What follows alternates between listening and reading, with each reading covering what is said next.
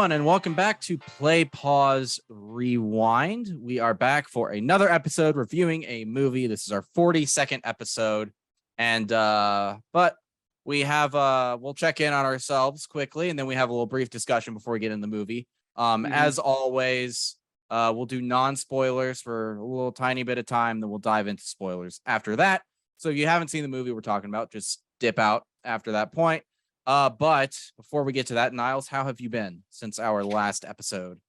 Been great. We had a nice little small vacation getting out of the country, going down to Mexico. That was my first time going down there, and that was just such a blast. We went down for a friend's bachelor party, which was a very, very good time overall. Lots of drinking, lots of tequila. And I didn't realize that this was our 42nd episode. I like the significance to the number 42 because of, the meaning of life, the universe, and everything. So, do you get the reference that I'm going for there? No, I do not. What are you talking about? It's Hitchhiker's Guide to the Galaxy. Oh, yeah. It was also Jackie Robinson's uniform number. Oh, yes, that's true. But yeah, I didn't realize that. I do like the number 42, but that's cool. Dylan, how are you? Yeah, pretty good. Also, bachelor party in Mexico was a really good time. We drank a lot, we ate a lot. But yeah, really solid, fun experience overall. Not much to talk about other than I've been watching some TV, which we'll talk about later. But before we get into the movie we're talking about, I didn't mention it last episode. I kind of forgot about it, but it's kind of relevant to this movie because the movie we're watching is a streaming movie. And if you were not aware of what's been going on at Warner Brothers Discovery recently, it's a fucking shit show. So for those who are totally in the dark, Warner Brothers and Discovery have merged companies, and that merger was like finalized a couple months ago under the leadership of David Zaslav. And from what I understand, this guy is just penny pinching businessman. Does not give a fuck about art at all. And you can tell based on the first warning signs were the nearly completed Batgirl and Scoob Holiday Haunt were canceled, shelved for a tax write-off. So basically the production studio took a loss on the production of those films, and if they don't release them, they can write that loss off on their taxes. So that's what they chose to do. 2 finished movies, basically. Years of people's lives gone. Yeah, that's absurd. Like, you would spend like so many years working on characters and like doing like production design and all this other stuff, writing the script, and then, oh no, we're scrapping that idea after it's been approved for so long, and tough titties. Yeah, for a tax write-off too. It's like, the girl who's playing Barbara Gordon, this would have been a huge breakout role for her probably. The movie had Michael Keaton coming back to play Batman. And J.K. Simmons was Commissioner Gordon, and it was going to have like one of, if not the first transgender like characters in a big budget superhero movie. All that's gone forever. But it gets worse because they've started just removing content from HBO Max. HBO Max original movies, HBO Max original series. I forget what the guy's name was and what series, but he posted on Twitter. He's like, it's all gone, all of it, years of work. Like, I know I can pirate it, but my kids can't, and I made it for them, and that just made me so sad. Oh, that's a bummer. Do you know what series they took off? I don't remember exactly, but I do know they removed 200 episodes of Sesame Street from the streaming service. What the fuck? Yeah. And Sesame Street, as of today, as I understand it, has just uploaded those to YouTube now. So I guess they're I don't know how they can do that legally, but it seems like they're fighting back. And important to remember, Sesame Street used to be public broadcasting. It was on PBS, and it got too expensive for that. So HBO sort of took the brand under, and now something that used to be a public good for children is being axed.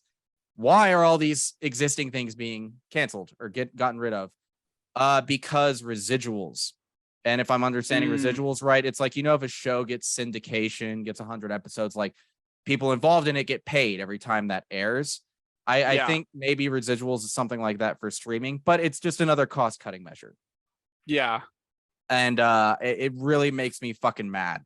Like really fire, like boiling anger that this is happening. It's so horrible. Well, yeah, I mean, it's ridiculous because we talked a little bit before about Disney acquiring Fox. And it's exciting that these properties are merging together sometimes. Like from one standpoint it's exciting, and another standpoint it's very, very terrifying, because they're basically becoming monopolies at this point. They're just like dominating the competition, particularly Disney. Not necessarily like Warner Brothers, HBO, but to a lesser extent I would say that they're just kind of like starting to just become the big daddy of like this, or like one of the bigger daddies of this like whole streaming service and like era that we're living in. And if their only motive is profit, then I think that's definitely going to impact quality of content as time goes on. It will, because the stated so HBO Max original dramas and comedy series, like scripted series, apparently those are not the future of that service. Zaslav wants to focus on reality TV. What? I don't get that. Because it's extremely cheap to make. Yes. And people love to just like consume it. Garbage content, profitable. And that's the peril of letting the profit motive and businessmen be in charge of our art. Because and you mentioned Disney a second ago. It's like probably one of the biggest competitors to Disney at this point is fucking Warner Brothers. And they're shooting themselves in the foot, because who in their right mind would ever want to work for Warner Brothers again after this? Like Chris Nolan obviously saw the writing on the wall with the HBO Max simultaneous release for the movies, and he got the fuck out. He left the company, and now like this is years of people's work and lives that are just being completely erased. Like how do these people cite that in the future when they're trying to get other jobs? It's like it's gone. You can't watch it to see the quality of their work anymore. Yeah. And just I don't know. And it calls back into question like the idea of art preservation and art history. If streaming is our future, then there need to be like backup files of all of these shows and games and movies and everything, because some company can just delete it out of existence if they don't like it, or they can pull a Disney and start editing the movies in the streaming service. And like, what the hell? We're just going to lose all of this art. And it like we've lost eras of film before. A huge amount of the first 30 years of film are gone forever. They will because they weren't viewed as art really back then. A lot they were like cheap entertainment, and the film was stored irresponsibly or burned or damaged because film stock was very flammable. So they would burn it or get rid of it so it wouldn't burn buildings down and stuff like that. So it's just like a lot of the early films are just gone. We don't have a lot of that from the birth of the art form anymore. And it might happen again, because who's going to stop them? Well, yeah, I certainly, my first inclination is to say, well, let's contact our congressman and see if he'll pass a law for this. But I don't know exactly how they could do that. But if there could be some kind of legislation they could put forward, then maybe that's the answer. But honestly, I think what will really be the motivate these streaming services like Warner Brothers to go in the right direction and preserve artistic integrity and originality would really just to be like, contact them, really like support show your fan base and say, no, I really wanted to see Batgirl. What the fuck? I wanted to see that, and that's nothing we can really do about that film at this point. But like, if you keep up the pressure and everyone's saying something, if everyone's being a little bit vocal, we could probably make some progress in the right direction. But that's a big what if too. Yeah. And it's like, you have to remember too, Warner Brothers is a publicly traded company. We are not the client. The shareholder is the client. But I mean, it seems like the best solution is just, yo ho, yo ho, a pirate's life.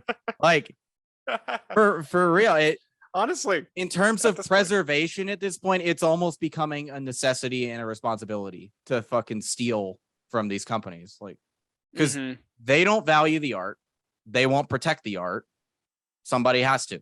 Like, so I used to be anti-piracy for some reason, but now fuck it, go for it. Take anything you want. They don't value it, just take it. Yeah, I mean, I agree with you to up to a point of saying, like, films that aren't on indie or are on big streaming services, maybe don't pirate those.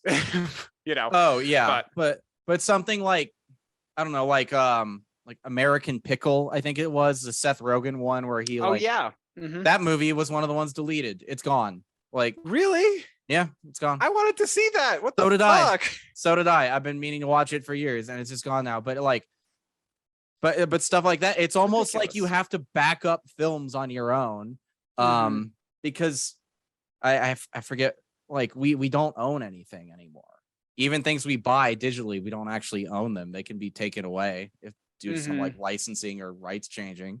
So like, fuck. Yeah, honestly. Well, that's enough about that. Yeah, it's a fun thing in the entertainment industry. Yeah. Yeah. Hopefully the main the event ship today. gets righted. Yeah. For it. Hopefully the ship goes the right way. But moving into the main subject of our conversation today, we are talking about the movie Prey. Yes. The new movie on Hulu, not HBO, on Hulu. And it is the 5th installment of the Predator franchise, in which a predator lands on Earth in the 1700s, and a Comanche warrior named Naru, specifically a female warrior, uses her tracking and hunting abilities to attempt to fight it and survive. Yes. And it's directed by Dan Trachtenberg and written by Trachtenberg, Patrick Azon, and Jim Thomas. And it stars Amber Midthunder, Stormy Kipp, Dakota Beavers, and Dane DeLiegro. And yeah, very well shot, very pretty. It's just a like really tightly constructed film. It's not very long. It's very brisk. It's just like excellent. I know, yeah. Like, I mean, I'll say before we really dive in that, like, I have not seen all the Predator movies all the way through. I've definitely seen the first one. I think I've seen Predators. I don't think I saw the Predator 2 all the way through. And I don't think I saw Requiem, but when I was a kid, I definitely watched AVP far too many times, because I thought it was a fun concept, Alien versus Predator. It's like it's stupid and it's silly and it's just fun. And objectively, it's not that great of a movie. I didn't watch the second one because I was like, that's going to be garbage. So I'm not even going to touch that one. And then I think that they made another Predator movie recently. Shane Black made one. Apparently, it was very bad. It was called The Predator. Oh yeah, that's what it was. So maybe my counting's off with 5th or 6th installment, but so like I don't consider myself to be like a huge fan of the Predator franchise. I like it a lot. Like, I think it's a very fun concept, and the original Predator is just fun. It's just it's a silly Arnold Schwarzenegger movie in the jungle, and they're shooting at like invisible monster, killing all of them. It's like it's kind of scary, but it's also really cool and thrilling. Like, I think it's a fun concept and a fun type of movie to get enthralled with these kinds of monster flicks. And I think Prey really stands out from the crowd of the Predator movies so far, because it's just so original and it's really effective. Just like you were saying, it's like it's not too long. It doesn't like dwell on like one aspect too long. The pacing is really like succinct, and even just like there's not a lot of dialogue in this movie too, which we'll talk about a little bit later.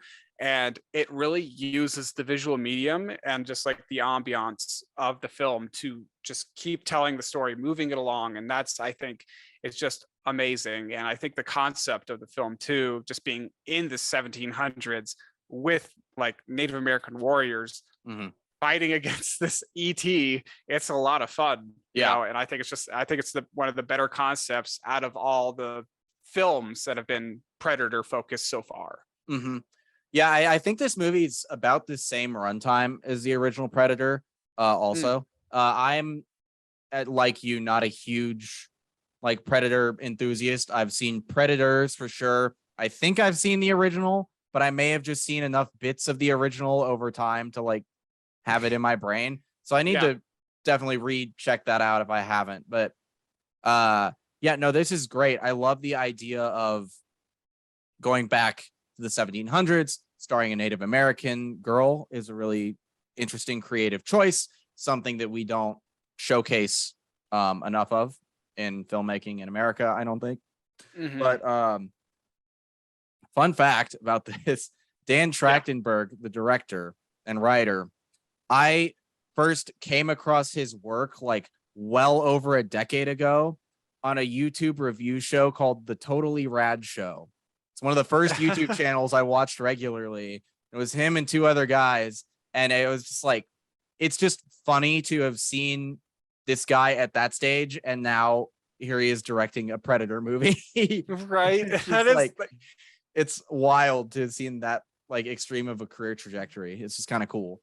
Moving up in the world. Yeah. That's that is always kind of fun. I have a few old YouTube stars in my like memory bank of like, oh yeah, I remember him, and then now he's on SNL or something like that. It's like, oh, crazy, like cool, like you really moved up in the world like that. Like I think his name's Kyle. Oh, the redhead SNL guy. He's got like the curly hair with the glasses. Oh, okay. He's really funny. He used to be on this I think it was called Good Neighbor stuff. Don't quote me on that, but like, okay, I used to watch him religiously and be like, oh wow, he's on here now. It's just that is like a cool transcendent moment. Yeah.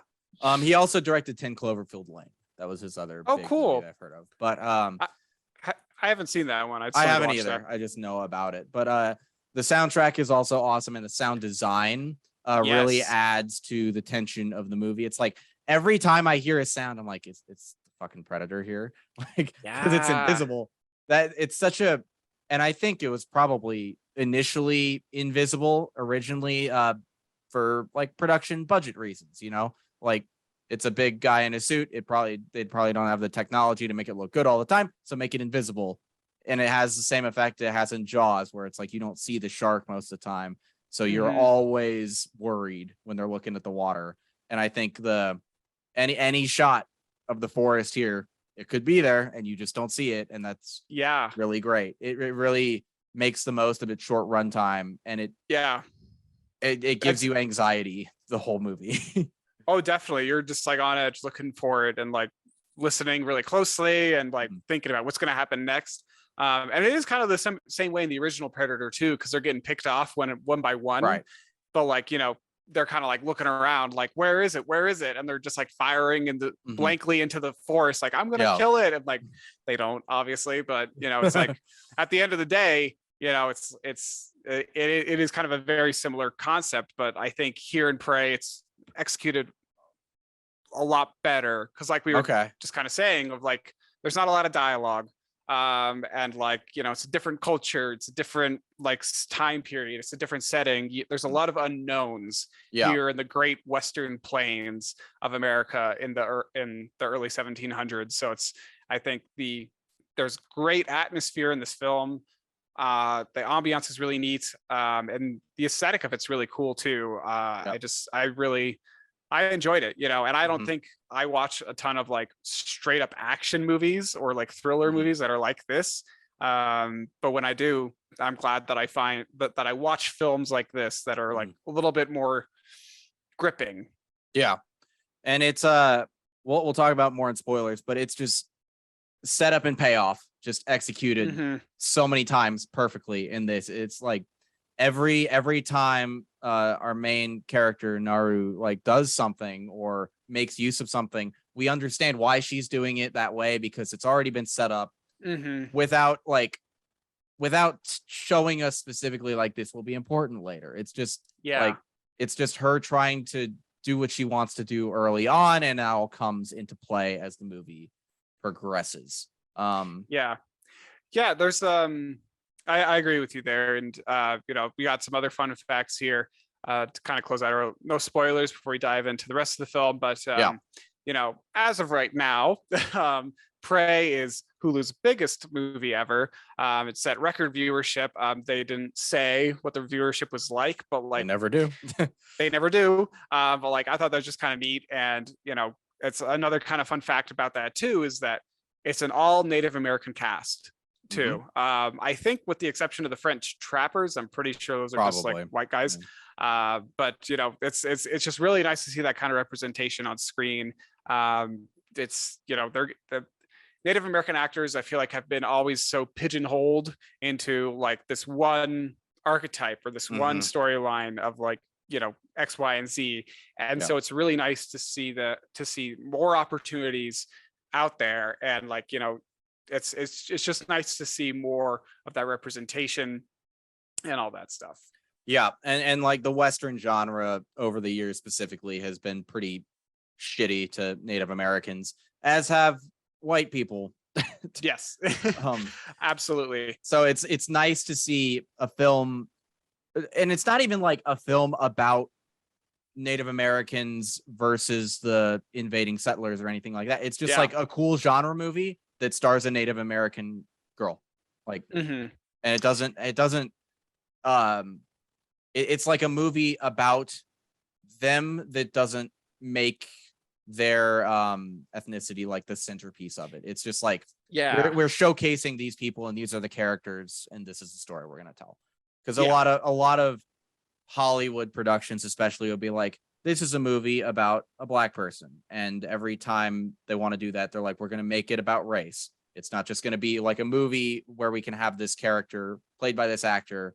It's going to be, if we're casting them, it's going to be about this issue. And I think that's not fair, maybe. To always make it like the topic of the film it's not necessary, right? And this film was like, it's the setting and it's the setup, and it provides some good context and background for everything that happens in the film. Right, it wasn't like the main draw for sure. It goes against the attitude of like treating white people as the default. That's what I was saying very poorly a second ago, I think. But yeah, it's just really well executed. It's a simple premise, and it just nails everything it's trying to do, I think. Yeah. And we given conversation we just had about streaming too, I think this is a film that I would have preferred to see in theaters rather than in my bedroom. Yeah, I agree. It's visually up to snuff to see on a big screen. And I was wondering, why is this not being released in theaters? I saw 20th Century Studios, Disney company, Hulu's owned by Disney, can't interfere with the big two franchises, Marvel and Star Wars. So you're gonna ship it off from the theaters. I really do think Disney is just shooting all their other content in the foot for the sake of Marvel and Star Wars at this point. Definitely. Which is a problem with one company owning so much of the film space. So. Once again, Disney should not have been allowed to buy Fox. That's some bullshit that they could do that. But you wanna do spoilers now? Yes. Let's do it. Let's dive in. All right. Go for it. And I mean, I think there's not too many big spoilers in this film too. I think it's kind of a very clear cut and dry action thriller. We've all seen Predator movies before. We kind of know the tropes. It's you're horrendously outmatched by this alien creature with advanced technology, and they're an amazing hunter, and you're just trying to survive and kill it. You know what? Actually, I'm gonna correct you, because is Predator an amazing hunter? Because we've only ever seen them hunt things that are way less technologically advanced than they are. It's like, I think Predator is a little bit of a punk, because they never go up against anything that's a challenge for them. Well, if you an AVP, okay, I haven't seen movie? No, I have not seen Alien versus Predator. It's a stupid concept where it's like they bred aliens, so they would be the ultimate thing to hunt. Oh, okay. I see. Kind of stupid. I know. Um, I've heard. I've seen clips of those movies. I haven't watched either of them. I won't knock them because I haven't seen them, but they, I don't think they're canon fully to Yeah. either Predator or Alien. Even though, yeah, I don't think so. even though there is like background imagery in Predator 2, I think, of the xenomorph. So it's like that's where the idea came from. It's like, ooh, we could see them fight. Yeah. But I agree with you about Predator though, because they're I think Batman fights Predator at one point in a comic book. of course he does. Batman fights everything at some point. Yeah. But yeah, I do kind of agree with you there because yeah, Predator kind of is a chump. He relies on his technology a lot, and it's like, dude, you don't need heat vision. You could get, like, he's standing right there. Like, yeah, like there are points in this movie where it's actively a disadvantage that he relies on the heat vision. Yeah, and it's like, yeah, the invisibility is cool, I guess. I guess that gives you a good advantage, but like if you relied less on your technology and a little bit more on your intuition and your tracking skills, you would be a superior hunter. But right, you're a chump. I just think that's funny because it's like, oh, good, the Predator, it's going after a fucking wolf. Good job, Predator. You got it. It couldn't see you, and it's like the animals in the movie like get some good shots on the invisible Predator. So it's like, is it that good at its job? I don't know. It's kind of a weird monster because it's not as smart as we would hope it would be, given the fact that it came from another planet and has all this advanced technology. He's still very dumb in a lot of ways. The line, "If it bleeds, we can kill it," is from the original movie too, right? I think so. So. Yeah. That's it's a great line. That's an excellent line. There wasn't a lot of dialogue in this movie, but when there was dialogue, it was excellent. It was so succinct. It got the point across really well. I just love that. And we got to talk about the lead actress, Amber Mid-Thunder. She did such a great job in this role. I felt like she did such a good job with just like emoting with her expressions and like communicating what she was thinking, not just through her actions, but just like how, what she was looking at, and like her interactions with her dog. Sorry, I thought that was great.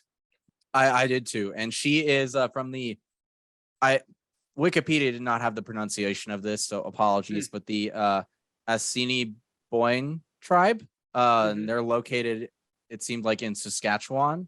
But yeah, no, she was really like, she was an aspiring hunter, and her tribe really didn't believe in her ability to do that, partially because she's a girl, I think, but she really wanted it, and she was working really hard to get it. And she's not getting any credit for it at the beginning of the movie, even by her brother. But he acknowledges by the end, with the lion at the beginning, it's like rightfully acknowledges, like, he only caught that because she injured it, because she was being smart and planning ahead and thinking, and she got injured doing that. But that plays into the broader conflict of this movie, because she is completely outmatched by the Predator, but she is able to triumph through her ability to pay attention and read the situation and learn from her mistakes and weaponize her mistakes, which is really cool. And we'll talk more about that as we go on. But she's a great character, great performance. And I also love the relationship with the dog. And my God, as soon as the dog came on screen, I'm like, oh no, they're gonna yeah, I had the same thought. The dog is gonna die at some point in this film. I thought it was gonna be like the big low point, or the initial scare that he runs off, and you're like, that would have been so bad. It was been so sad, but that alone added another layer of tension. I'm like, don't kill a fucking dog. Don't kill the fucking dog. Please don't. Yeah, I know, right? As soon as I started watching, I was like, that's going to be a thing for Dylan. I know it. Because Dylan loves his dogs. I do. And rightfully so. But yeah, I was very happy that Sari survived throughout the film. There was a lot of like moments where it kind of faked us out, like between the French trappers and the Predator. I thought multiple times Sari was going to meet his end. Even with the bear, I thought the bear was going to get the dog, but it didn't. So I was very, very happy about that. And yeah, it was neat. Yeah, but let's see what else we want to. Some dead air. Sorry about that. Oh, well, I think, well, one thing that I do want to talk about for sure with this film, like, because we did touch on it in non-spoilers, is the depiction of the Comanche culture and their traditions. Yes. I don't, neither of us claims to be an expert on Native American cultures at all. I still have plenty to learn. We all do about them, but I felt like the depiction on screen of this culture and their way of life was it didn't feel whitewashed or inaccurate or disingenuous or inappropriate or anything like that. To me, it felt very respectful and earnest, which is great to see. And I'm not saying like any movies in the past really like went the other direction, like many of them certainly did a bad job of representing Native American cultures. But even like like I think one of the most notable ones that comes to mind is like Dances with Wolves, and like even that I think did a pretty good job. But there's still probably a lot of things that could have been improved upon. And I think this movie, Prey, did a very good job of bringing accuracy to their traditions and their way of life. And I just want to commend the film for that. I thought that was great, and it was nice to see on screen. Yeah, you have a note here saying that the director and producers wanted to be as accurate as possible.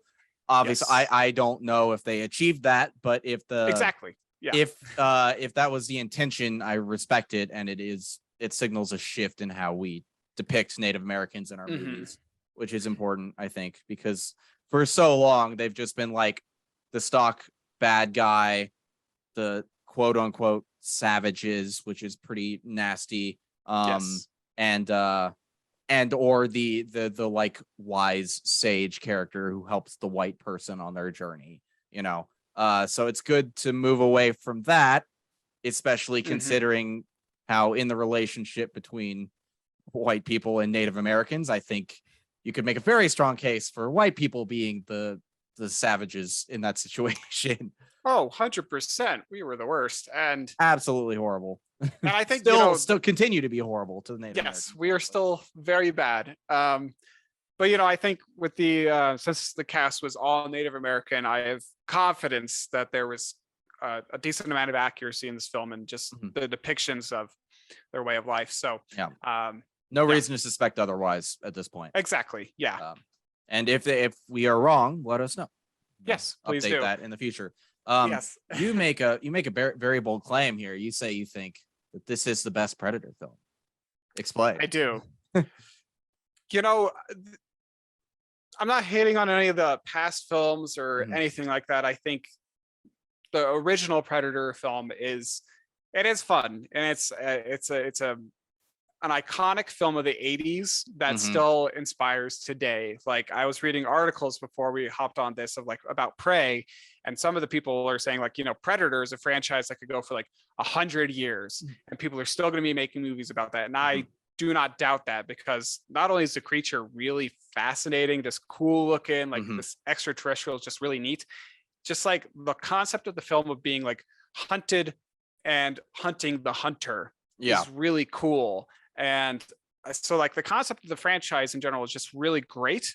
But if I'm comparing this one against the original, and I think like the sequels, like Predator 2, Predators, like again, I haven't seen all of them, but I don't think that they are on the same caliber as Predator. Like it's really hard to top the original. And I think I haven't seen Predator in a very long time, but from my recollection, Predator is just about a bunch of CIA operatives in the jungle who get like caught in this like kind of like hunting thing with this extraterrestrial, and they got to find their way out of it. They get picked off one by one. And it's just kind of like a monster movie. And Arnold Schwarzenegger outwits it at the end of the day and kills it. And it laughs. It has a human voice for some reason.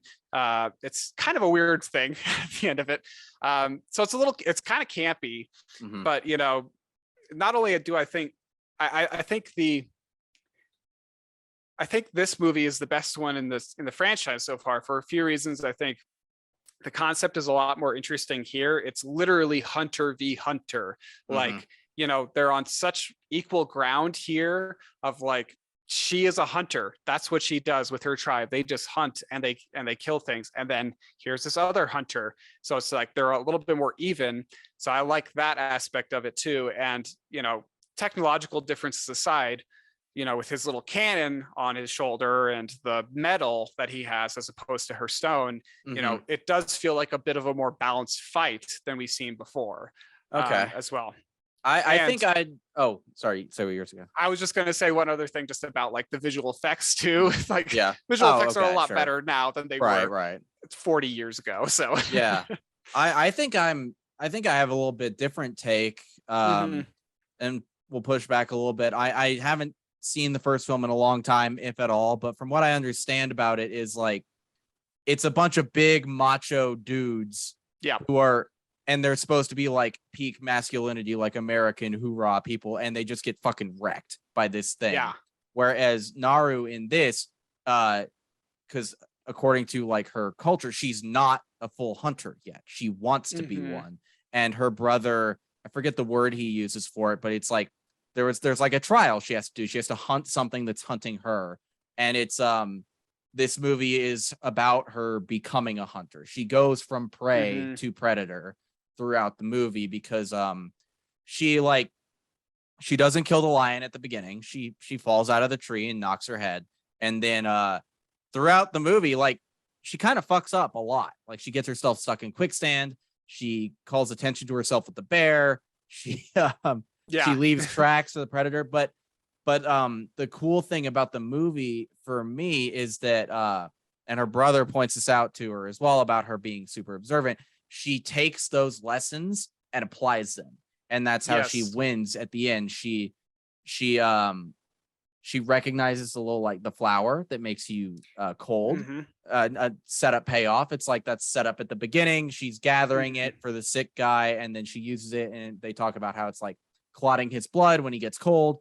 And then, if you know anything about Predator, they see with the heat vision. So it's like, oh, okay. And then, it sets it up again with the trapper when she gives him that, and then the Predator doesn't see him. So it's like she's making mental notes of all these behavioral tics the Predator has, and then Mhm. she uses all of them at the end to beat him, Yeah. and it's so cool. And weaponizes his own technology against Yes. him, which is great. It's just a great like growing in power journey. Like she goes from someone Yeah. who's competent but not ready to someone who is a full-on badass. Yes. And I love that part of the film too. I think that's like so great, like how she uses the shoulder cannon thing Mm-hmm. technology to come back and hit him in the head, and she uses the Yeah. gun that she got from the trappers and how she learned how to use that, and even the prey thing Mm-hmm. from the start of the film, because I used the prey to lure the mountain lion. That was the Yes. plan, and then she Mhm. uses the trapper as the prey to lure the predator at the end, Right. and Yeah. then she shoots him in the back of the head. Like I thought that was really neat. So I think I Mhm. agree. The callbacks, like the setup and payoff, is excellent throughout this film. And Right. Oh, the it- way she uses the trapper too, because Mhm. remember the Predator doesn't go after things it doesn't deem a threat. So I think that's she gave him the Yes. gun so that he would appear a threat. Like it's just the little touches like that distinguish how the Predator behaves. It's so cool. Yes. Yeah. So I think this is one of the better, if not the best, Predator film. But I think there's probably some people who agree with me. There's probably some people who disagree. That's Uh-huh. totally fine. And to the credit of Predator 2, like towards the end of that film, I remember Arnold Schwarzenegger, he uses some of the tricks he learned along the way too. Yeah. He covers himself up in mud Mhm. so the Predator doesn't see him. So he learns a little bit as he goes on too, but it's Yeah. very macho throughout the film too. Right. It seems like maybe he's unlearning like his traditional US military tactics and learning how to fight Mhm. this new enemy. It's probably some sort of commentary on Vietnam. I would not be shocked. Yeah, maybe. Who knows? But yeah, this is she really rounds it out here in this battle of intelligence rather than a battle of strength. And Yeah. Naru does. It's a very interesting way that she goes about it. And now that we're kind of speaking about the French trappers too, I thought that was an interesting element to add to the plot too, because I was starting to wonder, like, are there going to be white people in this film? Like, are they going to bring like any of that into it? Right. And that was a very cool way to bring them in, to the film. They basically trap her, and when we kept seeing these like animals that had Mhm. like the buffalo that just had the skin removed, for a second I was thinking like, is there another predator? Like, what's going on here? Like, is it a predator hunting a predator on this planet? But nope, it was just white people being horrible. Yeah. I loved that twist too, because we're already shown, I think, the predator just hunting for sport and just killing and skinning things. So it's Mhm. set up in our mind that it's doing that, but then it's revealed that it's just like it's revealed as a like point to highlight the cruelty and brutality of like white men, and that happened in real life. The buffalo almost Mhm. went extinct because of uh European settlers like uh hunt for their furs, and it's in contrast with Native American cultures who I think more generally lived in like a more congruent way with nature, like in a more balanced way, whereas we just see everything as ours and take everything, Mhm. leading to, it's still a problem today, like overfishing, Yeah. deforestation, just over hunting. Like, still haven't learned that lesson apparently, but Excess. it was a great twist. And before we knew it was a twist, it's a great tension builder for the predator, because like, holy shit, it took the time to skin all of these fucking buffalo. What the hell? Yeah. Well, and like I think it's very interesting too that they added in the trappers, because Mhm. the trappers are alien to her, just how the predator is Mhm. alien to her. She's never seen a white man before doing these horrible things, and it's very interesting Maybe. because, well, she might have seen.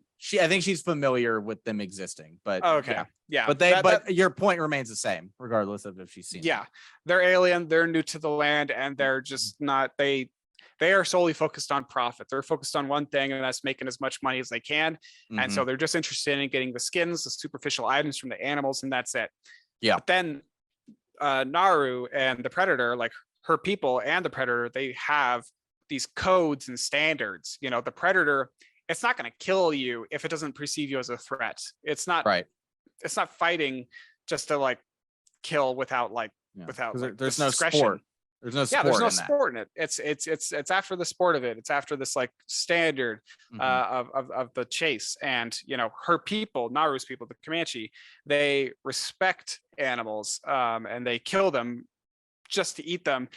But they use every part of the Mhm. animal. It's Right. not like they're just killing it and then leaving it to like rot in the field. They're killing it and Mhm. they're using every single part of it. And Right. like it was interesting that they brought that in, and it's like, oh, so there's some similarities between her and the predator, and not so much her and the white people. Right. Um yeah, and we didn't really write it down, but I like her brother's little mini arc too, that he Yes. has. I think he grows a little bit and grows to respect her more, because he's pretty dismissive of her, not as much as everybody else in the tribe is, but he's perfectly willing to take full credit for that lion kill at the beginning and become the war chief. Hmm. And then, but by the end of his arc, he recognizes that she has a lot of value to add, and then he basically, like, kind of out of necessity, but passes the torch of the hunt to her, and kind of Hmm. tasks her to finish what they started together. And I thought that was really cool. I Yeah. No, I just appreciated the brother character a lot. Yeah. And he He saves a was. dun so 2 thumbs up in Yes. my book. He's a homie for sure. Certified homie. Yeah. Um, dun, dun. But let's see. Yeah. Yeah. How did you feel about the film being in English?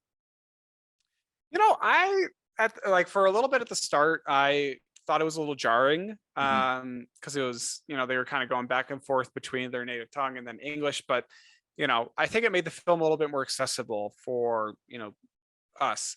Mhm. And if I had to just read subtitles the whole time, I think it would have not been has been it wouldn't have been as accessible.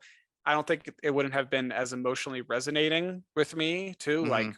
I'm Okay. not saying like I would like cried when her brother died, but it was still like, oh, that was, a little bit more of a there was more of an emotional connection there for me. And so it was a little weird at first, but then it just kind of it Okay. just kept going, and I was like, that's all right. I'm fine with this. This is okay. Yeah, I feel like we would have adjusted over the movie though. Like I Sure. don't think either of us had problems getting emotionally invested in Squid Game or anything like that. That's So, true. Yeah. I think it's I'm fine that it was in English. Like I as an English speaker, you know, I'm fine if you're going to cater to me and let me just sit back and watch. But I think in general in America we could be a little bit better about approaching things with in foreign languages with subtitles more often because there's a wealth of stories out there that if you don't do that, you're never going to experience. Um, Hmm. but it could have been cool to see the whole thing in Comanche though, which apparently is an option. Is that right? Yes, it is. Yeah, apparently the movie can be streamed in full Comanche. It's with the article. I didn't look at it myself, look at the options, but the Mhm. articles that I was reading said that it had been dubbed by the cast members. Cool. So if you want, you can go back and stream it in full Comanche, which could be a very different viewing experience. Yeah, I will definitely rewatch it with that, especially if it's the same cast. Like that's great Hmm. because so often in dubbed versions, like the voices are totally different because they're completely different actors. So it's cool that it's the same people, presumably. Um, Hmm. As far as I know, it's the same people, yeah. but yeah, there might be some switches out there. But yeah, I thought that was kind of a neat element, and yeah, might go back and rewatch that. Who Mhm. knows? Let me ask you about the predator design Yeah. in this movie too. I remember seeing some, not a ton of like negative comments about the design, Oh, but really? I think, well, I'm not on Twitter as much as you are. So just like, occasionally on my Instagram or something Mhm. else like that, someone would be like, I didn't like the design or something, blah, blah, blah. But, you know, it is a bit of a different Predator design than Mhm. we've seen before. And, Yeah. you know, what did you think about that? I thought it was cool. I like the like bone or skull Yeah. helmet that it has. I thought that was really neat. And I don't know why the Predators cultural like aesthetics would be different based on like our historical aesthetics, but it would have I don't know. I like that it didn't have the like usual modern like metal mask. I think that would have been Yeah. jarring with the rest of the environment of this movie. So Well, yeah, and I think because it's like I think the design was they called it like a feral predator, oh, okay. um, and it's definitely different from previous installments, and I think it was. I appreciate that they made it look a little bit more devolved, Hmm. because if it was just the sleek metal mask, it would have been like, yeah, just like you were saying, like, why is that here? Like, that's kind of weird. But I think it's, more fitting, especially since it was 300 years ago in the past, Hmm. to, imply that there was some progress on the Predator homeworld or whatever that they Yeah. changed in those 300 years and got a little bit more advanced, because Hmm. even like the shoulder cannon that he had, it didn't fire like in the, I think, previous movies. It was like these little like balls of like fire or something like that, Mm. plasma. And in this one it's just like he's firing spears out of it Okay. instead. So I think it was a cool cooler design of being like, let's take a step back, let's devolve it a little bit more, and let's just kind of showcase a little bit more of this diversity of like visual appearances too. Cool. Yeah, I liked it. I thought it was neat. Yeah, and like I also like I did a little bit of like, of course, a little bit of research before this. The head was actually a little bit smaller too. Like, Mm. I don't know if you remember the original design, but it was like bigger and had like Yeah, it's little big. spikes and stuff in the back, and like, above the tendrils that come down. So it was, but this one was like a little bit flatter and smaller. So I think that was a neat choice too. It kind of reflects the biodiversity of like maybe their planet or maybe just like their culture. Yeah. There are And multiple types of predator. We know that from the Adrian Brody Predators movie because oh, cool. he teams up with the like runt predator against the big predator at the end of that. Oh, I don't remember if I saw that one. It's interesting. I haven't seen it in a long time, but um Mhm. yeah, I overall like again it shorter discussion because it's such a straightforward movie, but it's great. It's Yeah. hard to knock it for anything, really. Yeah, it is difficult to like, yeah, take away points on this movie. Like, yeah, I don't know how you could have improved it beyond what it was, because Hmm. it was very was well thought out, and I think it delivered on what it promised to be. And yeah, I one other thing that I noted too is that there's been some possible speculation of a sequel to this film. And I don't know if you watched the entire visual I did, credit yeah. scene, but yeah, at the end there's a like little ships coming out of the clouds as like the final frame, I think, and I think that's implying, oh yeah, we're not closing the door. Maybe something else will happen. So Yeah. what are your thoughts on a sequel? Would you watch a Prey 2, or would you rather go to a different time period again? I'd rather go to a different time period. I feel like this story was complete, and I didn't really like that part of the end credits. I wish they hadn't done that. I felt like, and I know it's just a tease that a lot of like horror movies or monster movies like to do. They like to do the little tease at the end. It's like, oh, they're not fully out of this yet, and I always hate that. I really hate that trope, and I wish this movie, and it's not in the actual movie, so like free to ignore it. But I'm like, yeah. Oh, okay. So I don't know. I just felt like this was a nice closed book story that was really well told. I do not need more, and I don't want more of stories that I don't need more of, I think. I agree. Yeah, I think it would be neat to just go explore a different time period. This felt complete, and yeah, I don't think it needs a sequel, but if they wanted to make a Prey 2, put it like, I don't know, in the mid 1850s, like South America or something, or do something in like feudal Japan. That would be fun. Ooh, yes, like samurai versus predator. Yes. Oh, that would be wicked. I would be so down for that. Yeah, that would be cool. But overall thoughts on Prey for me, fucking excellent. Yes. Watch it. You can watch it at home, so just do it. Excellent. Yeah. If you're looking for a fun action movie, this is one to watch. Yeah. And let's transition to our next segment now. Other stuff that we've been watching, reading, playing. Yes. What have you been watching, Niles? So Dylan, you'll be excited to hear that I finally finished Mistborn. Yay! Yes. What did you think? I loved it. It was so fun, and it ended though in a way that I wasn't really expecting. Like halfway through the book, I was like, well, it's I have no idea how this is going to end. So I was just kind of along for the ride. And the cool twist at the end there, who the Lord Ruler is very, very interesting. And like, I just kind of hid myself. Like, why didn't I see that coming? Like, it was so obvious. Like, God damn it. Because they kept talking about it. But I was very enthralled by it. I think the first part of that book is a little slow, but that's okay.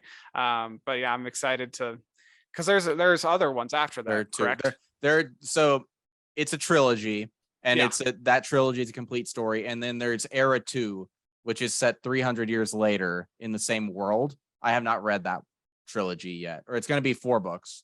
And then there's also and Mistborn overall is a part of the Cosmere, which is Brandon Sanderson's like shared universe type thing. But it's like a shared like galaxy, I guess, like different series take place on different planets at different times. And what he has said is that when it's done, there will be a like narrative in the background of all of those stories that flows together, but each series sort of is its own thing for the most part. Cool. And some characters like crossover, but without spoilers for Mistborn, like I think you would expect the plot of the first book resolves in a way that's surprising because like, oh, they did this now. So what's next? Like I love that. Really surprised me when I read that because I'm like, oh, this book was all about this thing, and they kind of did it. So now what comes next? Yeah, I know. Like I think I have a few ideas of where it's going to go next with like the deepness and just like government rule in general. I think there's going to be some interesting stuff. So yeah, I'm going to keep reading that series, but I might switch over to something else first and then come back to it. But I was very satisfied with it. So thanks for the book recommendation, Dylan. Appreciated it. For sure. I've also been watching I Am Groot, very short, very, very, very like one at a time. I don't want to breeze through it because it's so short and quick, but they're delightful. They're so much fun. I haven't checked it out yet. The little, they're like they're like 6 minutes long, but it's really like 4 minutes with credits because it's so much visual animation. But they're just fun and lighthearted and just cool. So I'm enjoying those. Yeah, and I've been watching The Sandman as well. That's Yes. going to be our next episode. Mhm. We'll be talking about The Sandman. And How far are you? So I haven't really progressed further than Okay. like the 4th episode. Gotcha. This weekend, 2 bachelor parties. So I was at my brother's bachelor party Oh, the yeah. weekend before we had ours. So it's been just a little bit too busy to watch a lot of content Mhm. lately. But I'm going to finish it before we record next. Yeah. I And hope I've just so. been loving it. It's right. But I've been loving it. It's a great series. And I've watched She-Hulk premiere. It's interesting, and I'm into it. Mhm. And Umbrella Academy, I finished the first season. But since I'm watching so much stuff, I'm kind of like, okay, I'll put that on hold a little bit, Right. finish Sandman, and then I'll come back to Umbrella Academy. If I got Mhm. too many different pieces of content all at once, it just kind of melds in my mind. Yeah, totally. Yeah. That's been kind of it for me. What about you, Dylan? What have you been up to? So I caught up on For All Mankind. The final aired episode came out while we were in Mexico, so I watched that when I got back. And then Nice. on Twitter, all of a sudden, like way back in the day, you and I watched the pilot of Better Call Saul, and it just Mhm. didn't really click for either of us for whatever reason. And then I never heard anyone talk about it at all for years.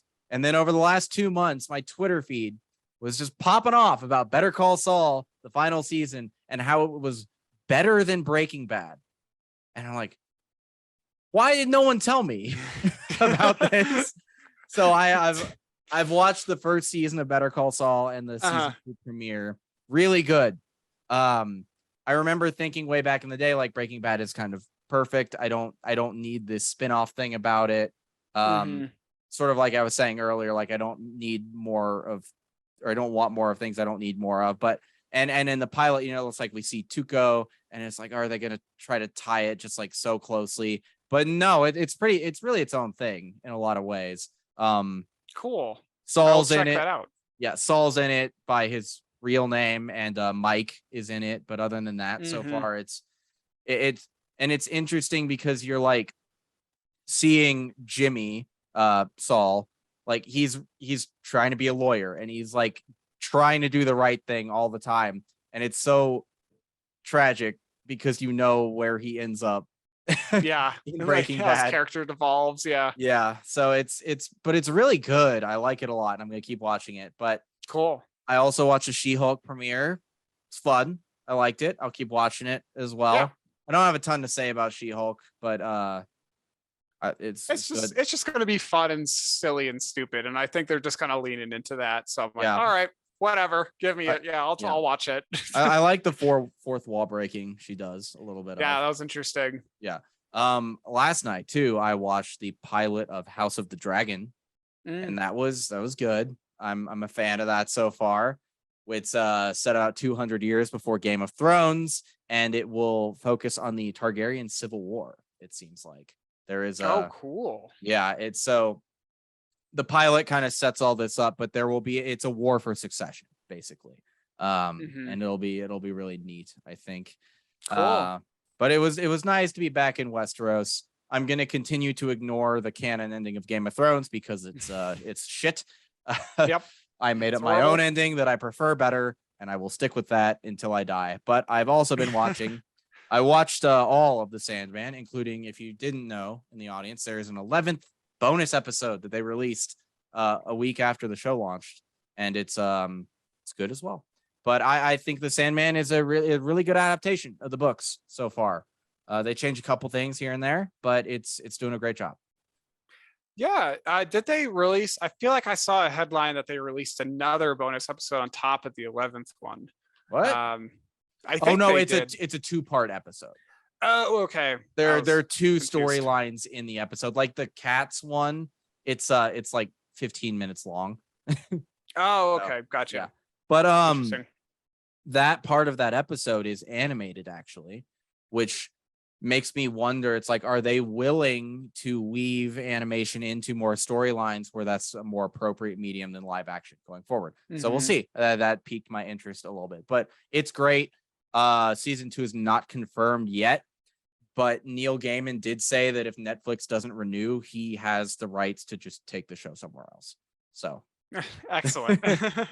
so yeah, Good to know.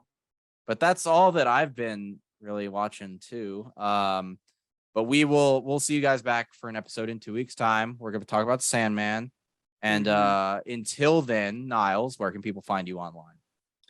On Instagram at Niles Got No Styles. That's about it for me, but where can they find you online, Dylan? On Twitter at D-Day Movies, on Instagram at DylanD1026, on YouTube at D-Day Movies, and on Twitch at D-Day_movies. Thank you all so much for watching and listening. If you liked this, please like and subscribe on YouTube. Give us a 5-star review on the audio platform of your choice. And if you know someone else who would like the show, send it their way. That's how we grow. So yes, please do. Thank you all so much. We love making these episodes, and they're just we just love talking about movies and entertainment and TV. So we hope you guys enjoy listening. We do indeed. Thank you very much. Bye. Bye.